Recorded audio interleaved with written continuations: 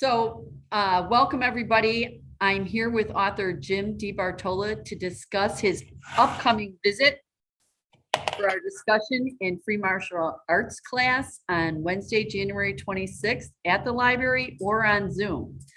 Welcome, Jim. Your graphic novel, while it's a quick read, I'd call it a deep read. It's a great story.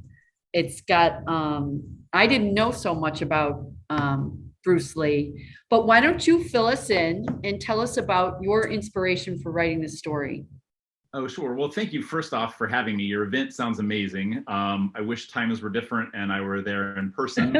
I'm here in Portland, Oregon, and again, just thank you for organizing this. It sounds like a really fun event, and the martial arts class afterwards. That's so great. I hope it's well attended, and it's a really sounds like a fun event.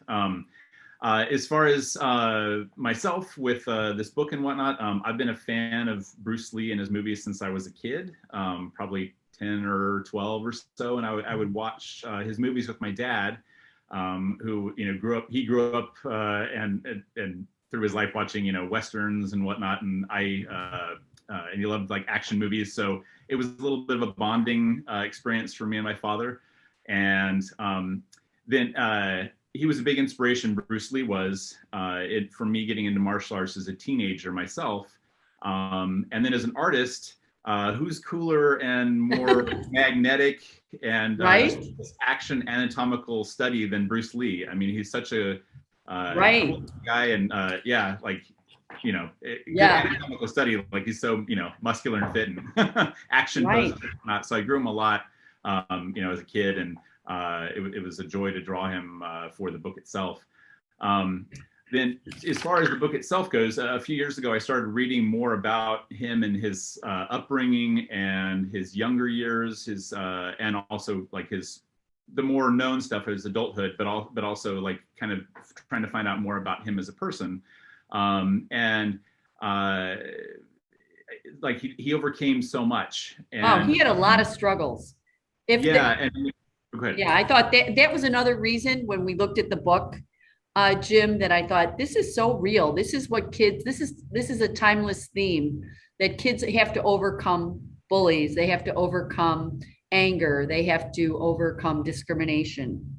Yeah, and the thing was, he wasn't, his mother wasn't fully Chinese, so he got bullied in Hong Kong as a young kid. And when he was getting into more and more trouble, which kind of led him into martial arts. And when he moved to America, he was only 18 and pretty much penniless, and came here by himself.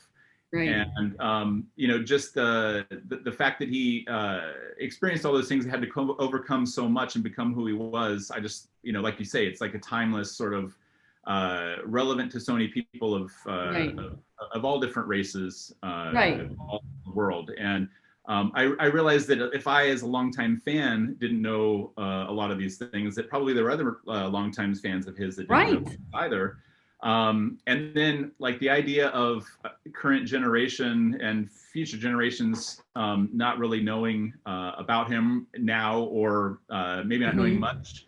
And there's not a whole lot, if any. I should say there's almost none, almost no books about him as a young kid, or anything for younger readers about him.